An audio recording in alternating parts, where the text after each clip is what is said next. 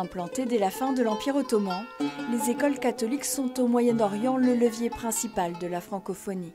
Le sable argileux est plus grand. Non, c'est le sable sablonneux. Oui, c'est mon opinion.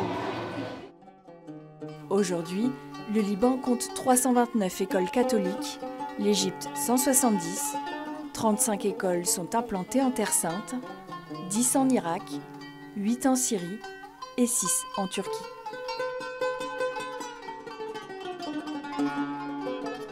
Des centaines de milliers d'enfants y apprennent le français, utilisé comme langue principale à l'école ou enseigné comme seconde ou troisième langue.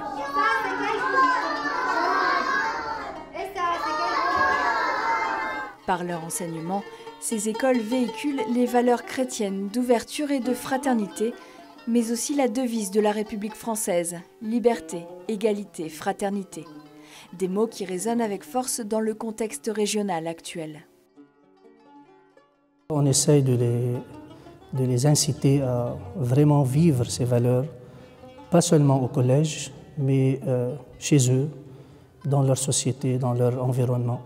Ce n'est pas les mathématiques, les sciences, on peut les apprendre quand on veut, on peut ouvrir Internet, on peut chercher un prof. Mais les valeurs, c'est quelque chose qu'on a depuis qu'on est enfant, depuis notre enfance. Si on ne les a pas, on ne peut pas continuer dans la vie. Il y a un savoir-faire, un savoir-vivre. Les écoles catholiques perdent chaque année du terrain en raison des conflits qui sévissent dans toute la région. On avait 150 élèves, mais après ces bombes-là, on est devenu à 50. Cette année-ci, on est à 92, grâce à Dieu. Comme dans cette école d'Alep, certains établissements syriens ou irakiens ont vu leurs effectifs diminuer de moitié depuis le début de la guerre. Mais dans ces temps difficiles, les écoles sont aussi un modèle de cohabitation possible entre les communautés parce qu'elles accueillent des enfants issus de toutes les confessions et de tous les milieux.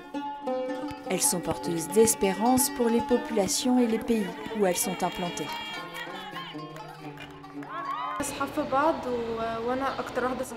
On est tous amis. Ma meilleure amie est chrétienne. On ne fait pas la différence entre les chrétiens et les musulmans. Ce qu'on veut, nos étudiants, nos élèves, qu'ils aient une appartenance à leur société, à leur pays. Et c'est très important, comme ça on peut renforcer cette idée de travailler ensemble, d'apprendre ensemble. Depuis la chute de l'Empire ottoman, l'aide des États locaux ou même de la France est devenue trop insuffisante pour faire vivre ces établissements. Ce sont les communautés religieuses qui, par leur engagement et leur soutien financier, assurent la pérennité de ces écoles et offrent un enseignement de grande qualité.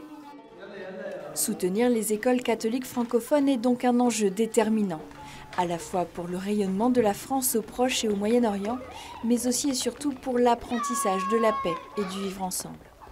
Dessine-moi un rond.